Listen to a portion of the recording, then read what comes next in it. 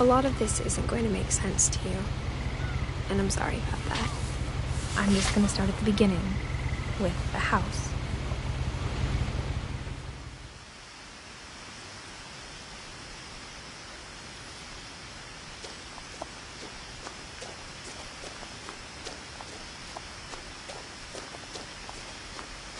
I lived here until I was 11, but I wasn't allowed inside half the rooms.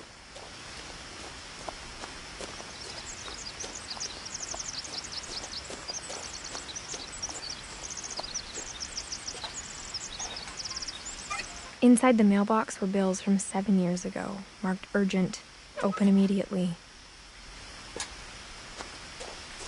I hadn't been back since my brother Lewis's funeral.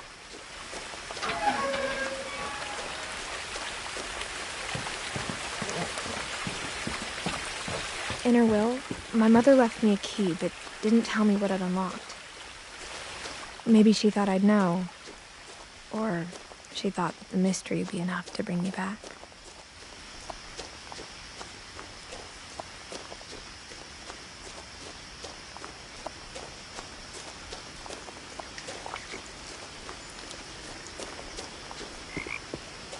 The truth is, even after I inherited the house, I never thought I'd come back to it. But now I had questions about my family that only the house knew the answers to.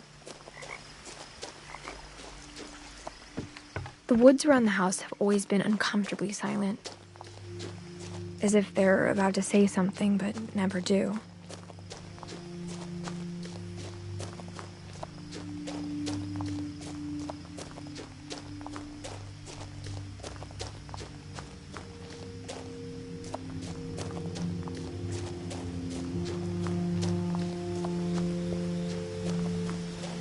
The house was exactly like I remembered it, the way I'd been dreaming about it.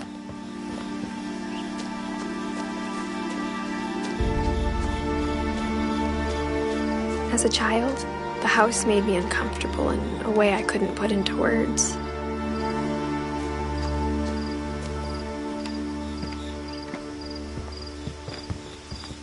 Now, as a 17-year-old, I knew exactly what those words were. I was afraid of the house.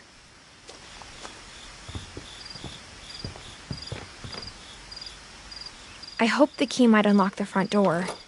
It didn't.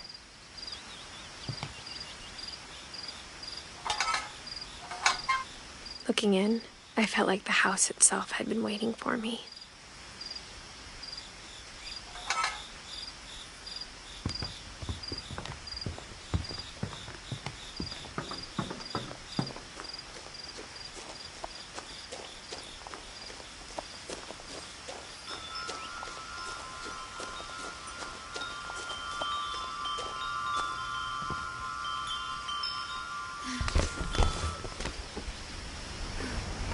Crawling through the doggy door used to be a lot easier when I was 11.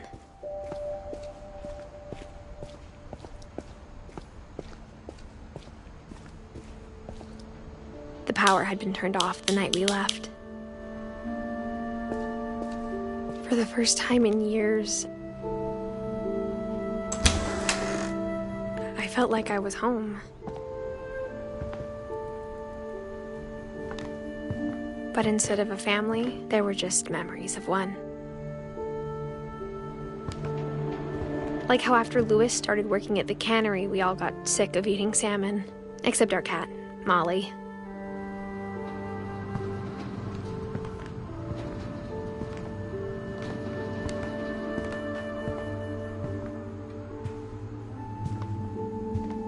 The table was still a wreck from the night we left. It was like a bomb had gone off, killing everyone but sparing the furniture.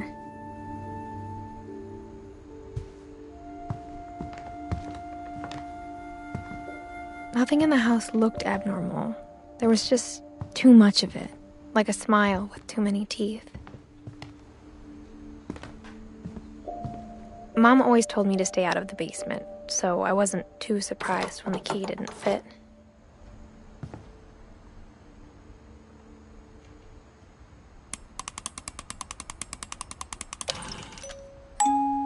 Great-Grandpa Sven built a music box for Barbara. along with the rest of the house.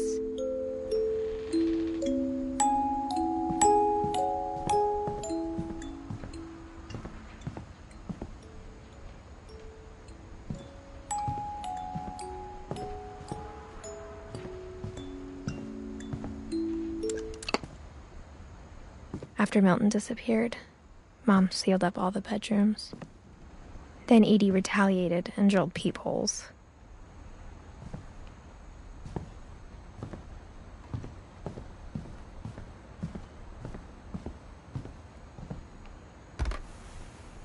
My Grandpa Sam spent 7 years sharing a room with his dead brother, Calvin.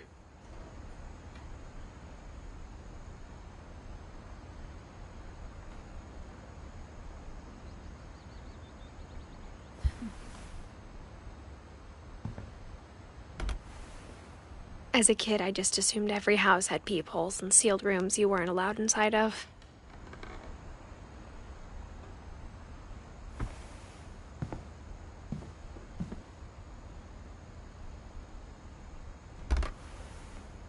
The last time I was in Edith Sr.'s room, I was 10 and she was painting my portrait.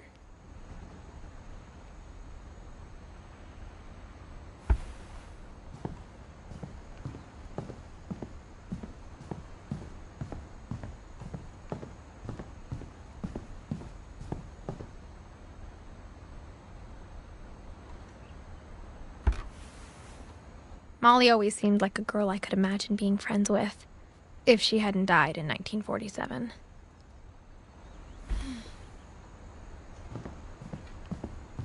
I spent a lot of time playing in Great Uncle Walter's room. I think my mom sometimes regretted not sealing it up.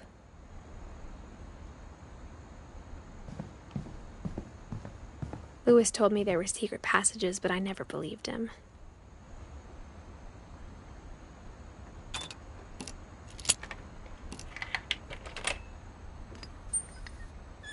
Turns out, my mom was really good at keeping secrets. Now it was time to find out what my mom had been afraid of.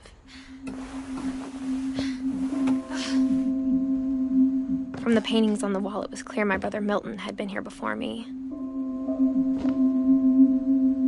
Reading this, maybe it sounds like I had a plan, but I had no idea what was behind that door.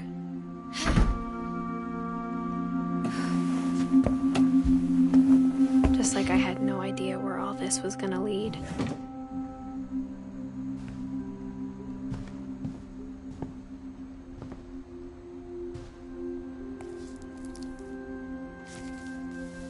December 13th, 1947.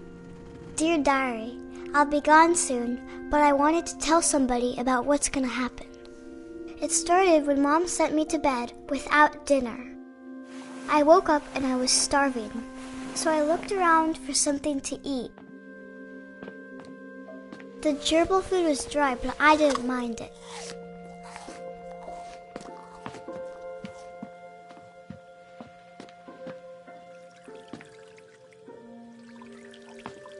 I thought about eating Christopher, but I held back.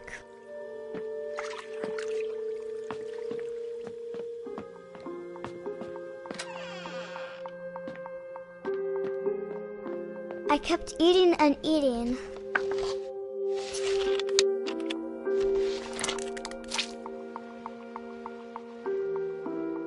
I ate a lot of things that night.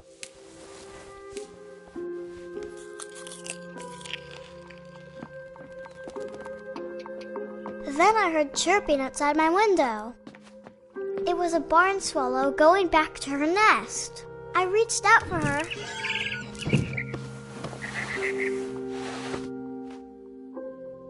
And suddenly, I was a cat.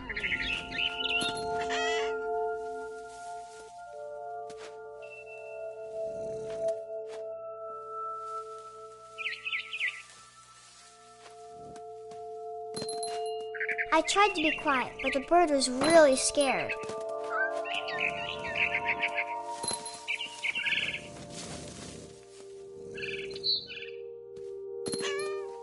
Mom and Dad didn't even look at me.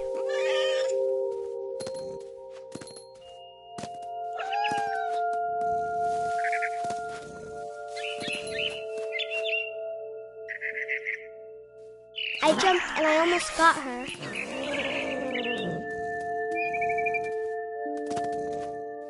I could tell she was getting really tired. Now I was up in the big tree. I promised Dad I wouldn't climb it anymore. All I cared about was eating that mama bird. I gobbled her up. And suddenly, I was an owl. First, all I heard was the wind. Then I heard little teeth nibbling in the grass.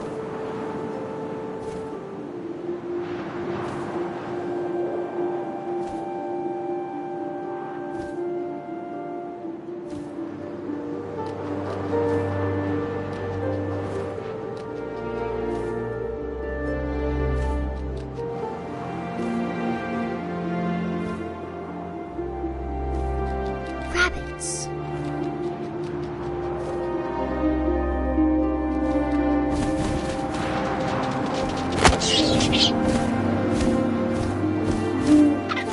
I imagined his face looking up and seeing mine through my talons. I swallowed him up, and I didn't chew one bit. Then I flew off to find something bigger.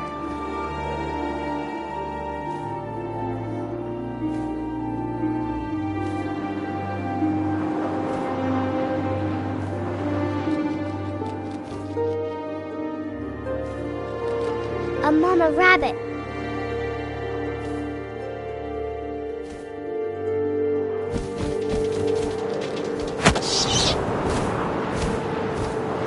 She was almost too big to carry. I started choking, but I couldn't stop eating. And suddenly, I was a shark.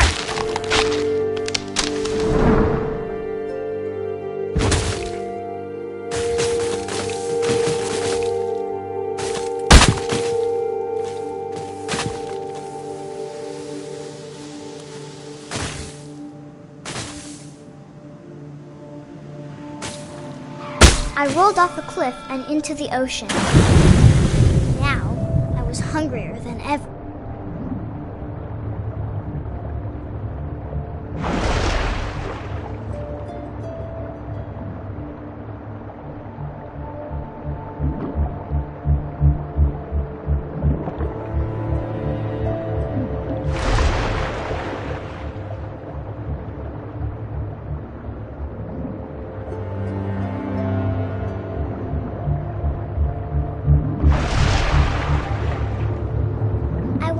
Fat, juicy seeds.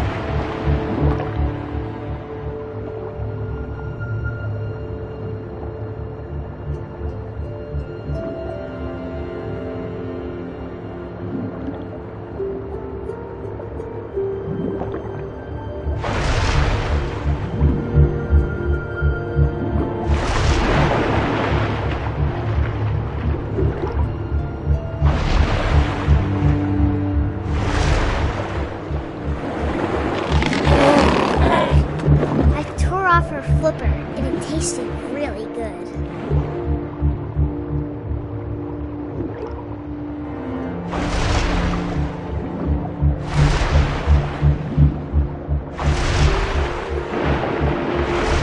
I grabbed on tight, but I was so hungry, I jumped out of the water. When I opened my eyes, everything had changed. Now I was a monster, and I smelled people everywhere.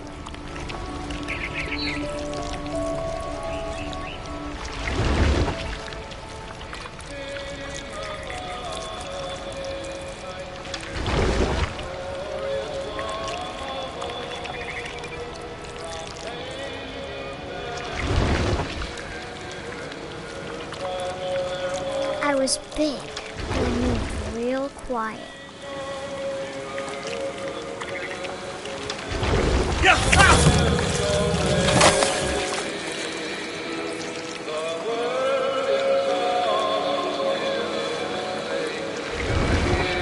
I wanted to stop, but also I didn't.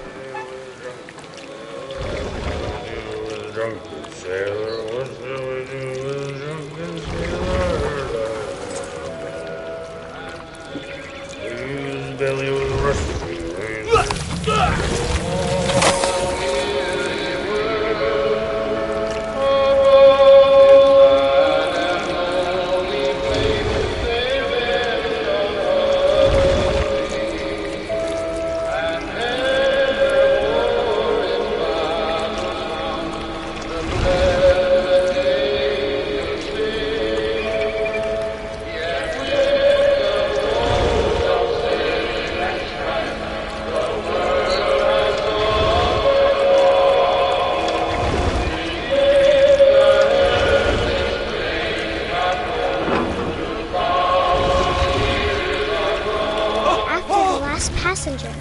was still hungry. And across the water, I smelled something new. Something I had to have, so I swam towards it.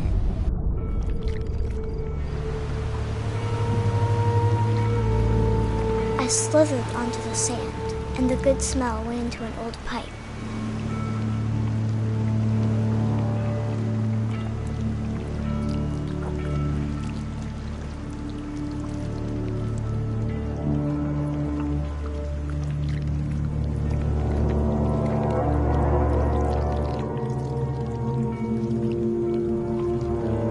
I got closer and closer.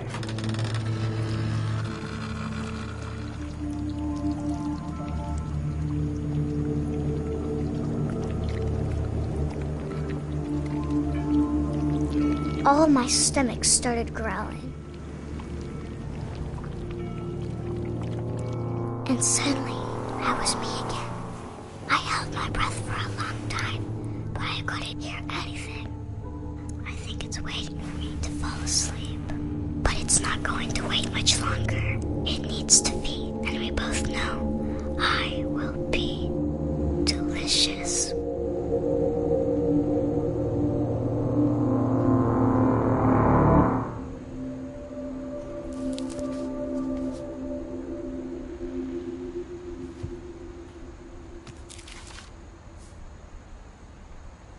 I'm not sure if I believed all of that, but I'm sure Edie would have.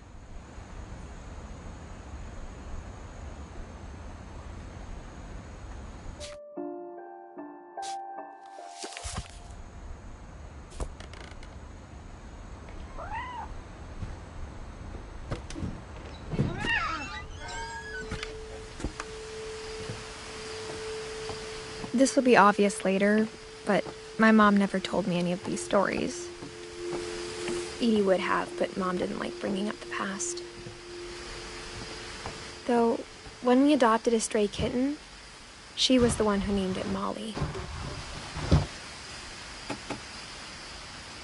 I spent a lot of time in Great-Grandma Edie's room.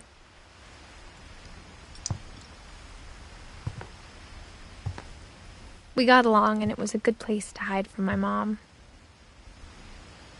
Louis died a week before we left, but Edie had already started to memorialize him.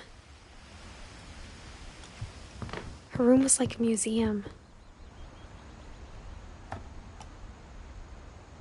For 500 years, the Finches have been famous throughout Norway for their fortune and misfortune.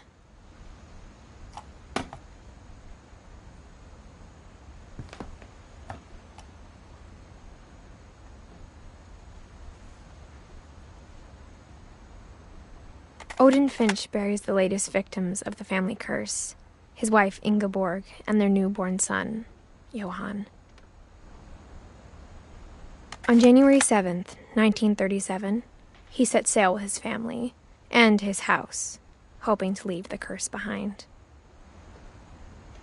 But 40-foot waves off the coast of Washington send the house and Odin to the bottom of the sea. Odin's daughter Edie, with husband Sven and baby Molly, step ashore on their new home, Orcas Island. Odin Finch is the first to be buried in the new family cemetery. His daughter Edie is already dreaming of a new Finch house.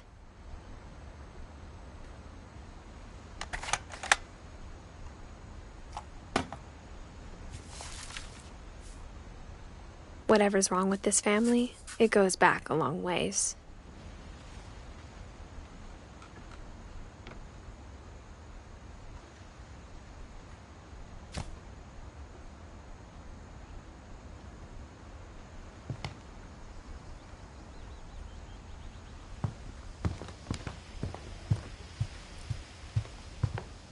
Even in her 90s, sometimes Edie seemed a lot younger than my mother.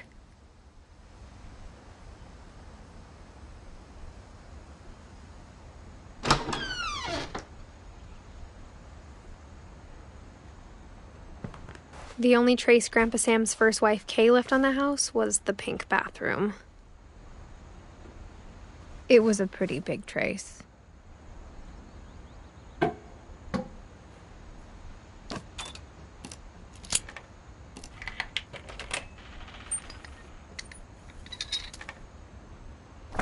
There's a secret in this bathroom. It's in the last place you would look. It isn't in the cupboard. It's hidden in this book.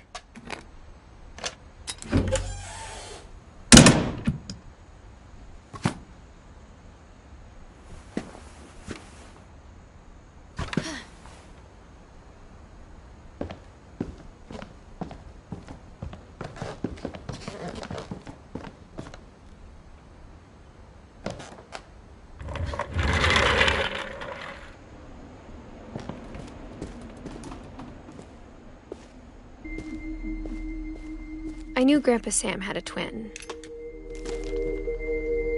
and that he never talked about him. I guess my grandpa didn't like history any more than my mom did.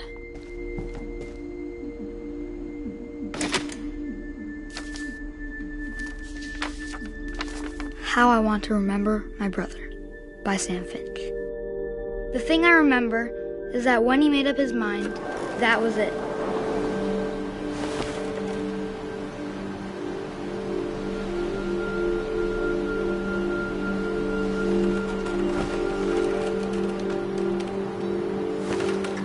My brother said he'd die before he ate another mushroom, and he did. At Barbara's funeral, we swore we'd never be afraid again, and he wasn't. I think Calvin always wanted to fly. Sam! Calvin! Dinner's ready! Coming! But that day, he finally made up his mind to do it. I told him going around was impossible. Maybe if I hadn't said that. Calvin! I'm not gonna tell you again! Maybe if the wind hadn't picked up. Then maybe he'd still be here. But I doubt it.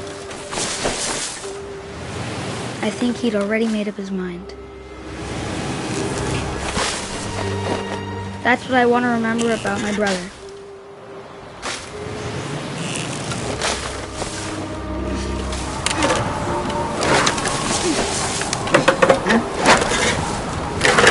The day he made up his mind to fly.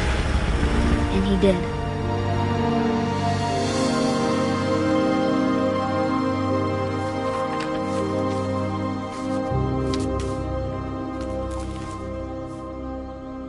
Calvin's story felt strangely familiar. When I was younger, I remember trying to do the exact same thing. After the funeral, Edie roped off Calvin's half of the room. Mom said Grandpa Sam enlisted at 18 and never set foot in the room again.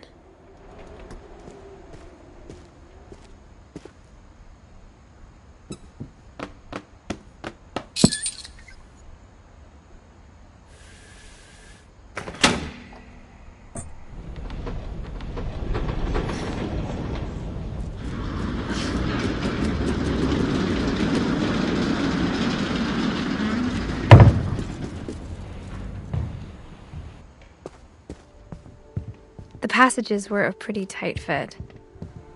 They'd obviously been built for smaller hands and bellies.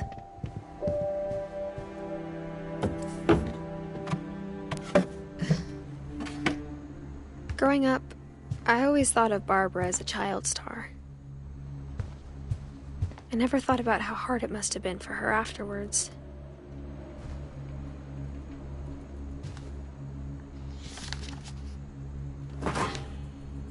Of all the stories people wrote about Barbara's death, I'm surprised Edie saved this one.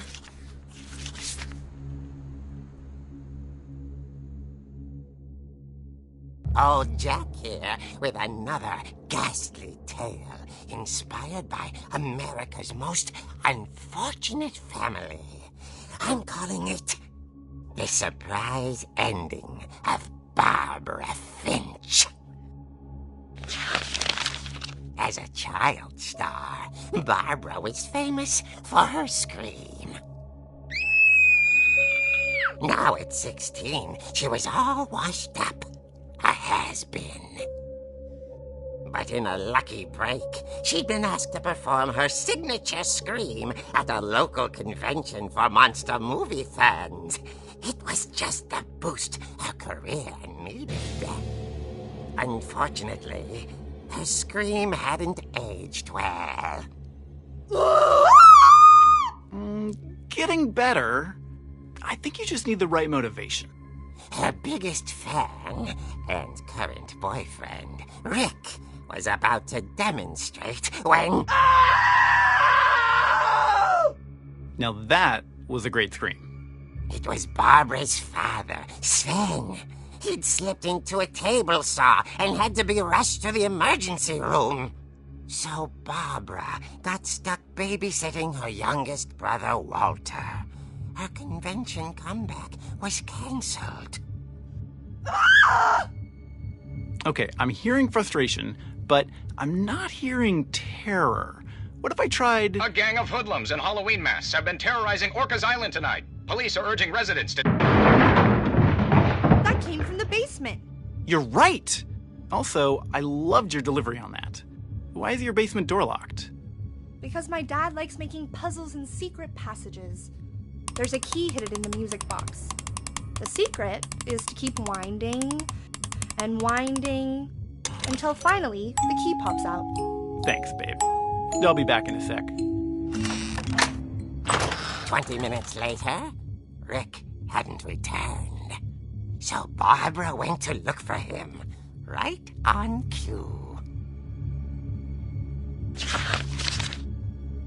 She reached for the music box. And as she wound the key, she listened for Rick, but the house was silent. Rick? She found Rick's crutch and imagined the worst.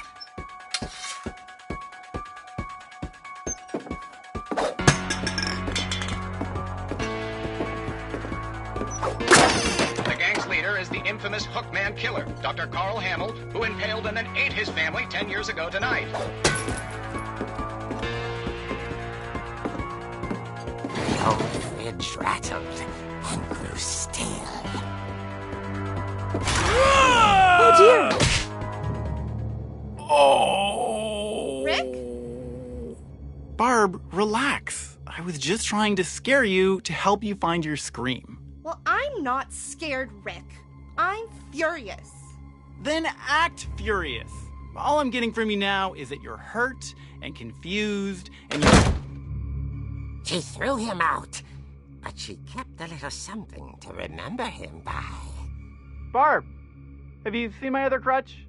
And she was still holding it when she fell asleep watching the late picture show.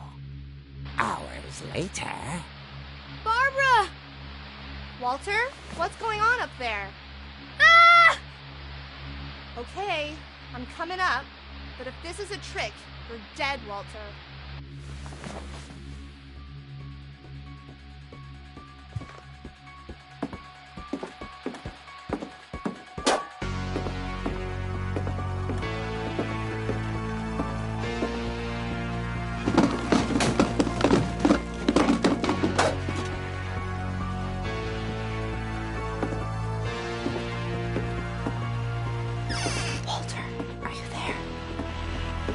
Walter had vanished, but his bedside radio was still on. Orcas Island police describe the man as 6 feet tall, with a steel hook for a hand. Residents are urged to lock all doors and windows and notify the police of any suspicious activity. Barbara turned, saw the hook man, and was speechless. He was quite smashing.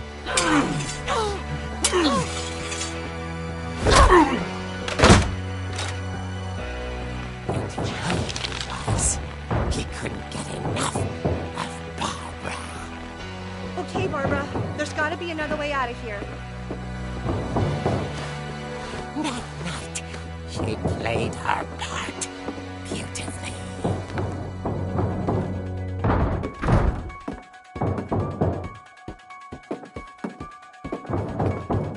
Molly's door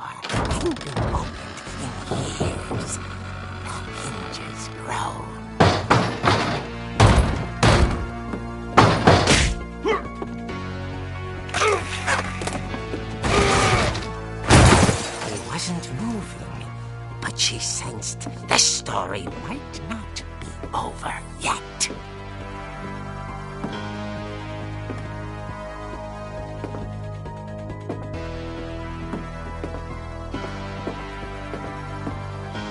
The hookman had vanished. She listened for his breathing, but all she heard was...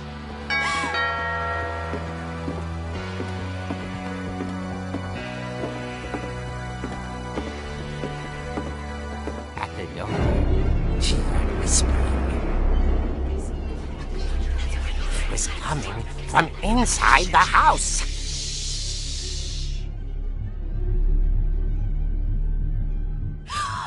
Oh dear.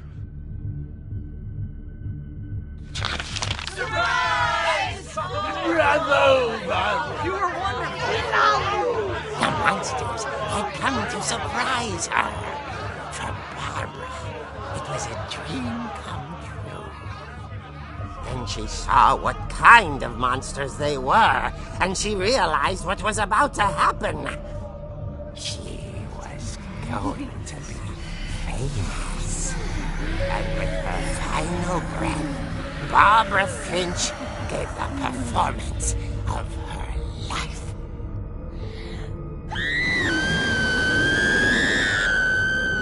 I wasn't there myself, but I hear Barbara was magnificent. Poor girl. She had a taste for stardom. But unfortunately, so did her fans. Of course, the police blamed it all on poor Rick, who disappeared the same night. And little Walter? Hiding under his bed the whole time. He took it all pretty hard, but that's another story.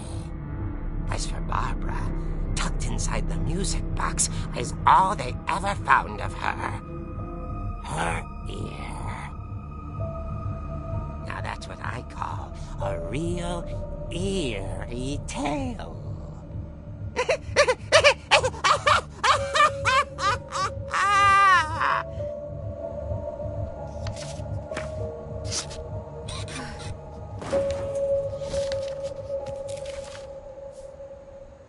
Edie told me all Barbara wanted was to be remembered, as absurd as that comic was. Maybe what Edie saw was a happy ending.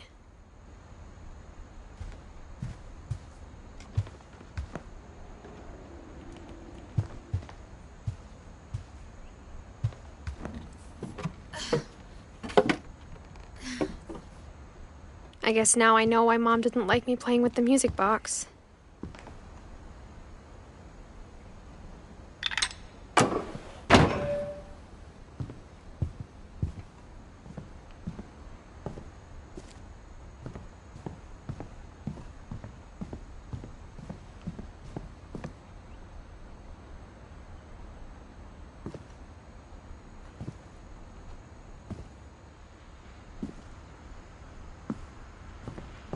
A lot of things got left behind in the whirlwind of that last night.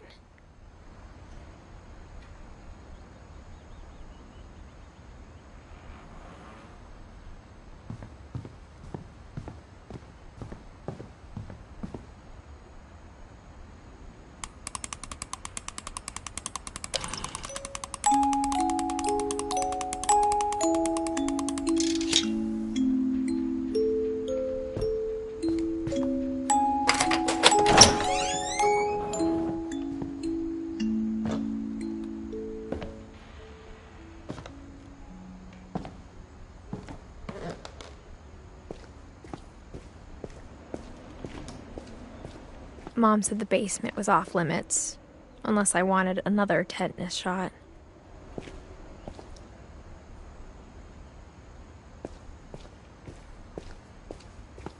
I saw Edie sneak down to the basement once, carrying packages. I thought maybe she was hiding presents.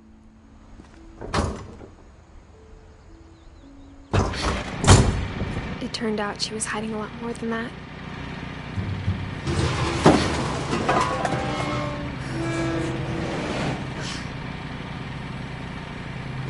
I remember asking Mom once about where Walter had gone. She said after Barbara died, he got as far away as he could.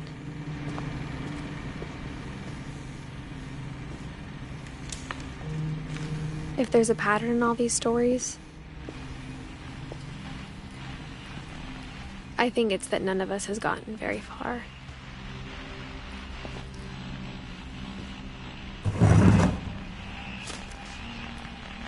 Goodbye, everyone. I can't believe I've been down here for 30 years. On that first day, after the shaking started, I didn't think I'd survive a week.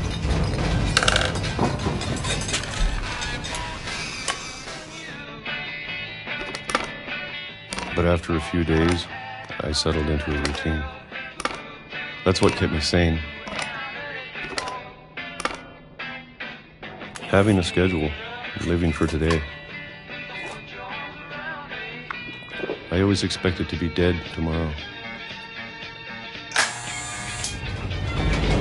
But if you wait long enough, you get used to anything.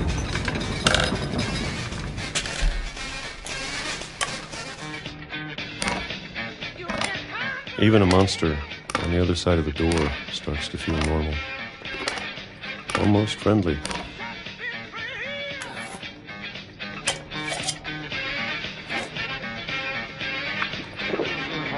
And then one day, everything just stopped. Whatever that thing was, it was gone. Maybe it got tired of waiting. Or maybe I just got tired of being afraid.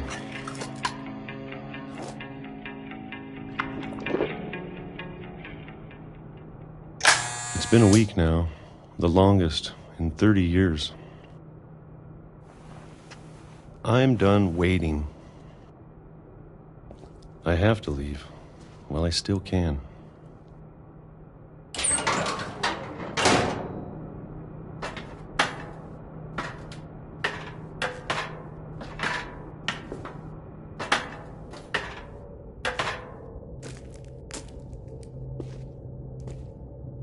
I know it's out there somewhere. Whatever killed Barbara and Molly and Calvin. Maybe this is all a mistake. But I need to stop living the same day, even if it kills me.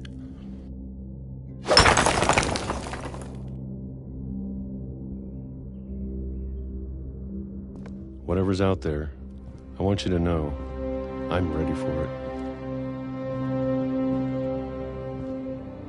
I'm going to appreciate all of it, especially the food. I don't mind if I only have a year left, or a month, or a single week. I'd be happy with one new day. I can already imagine the sun on my face.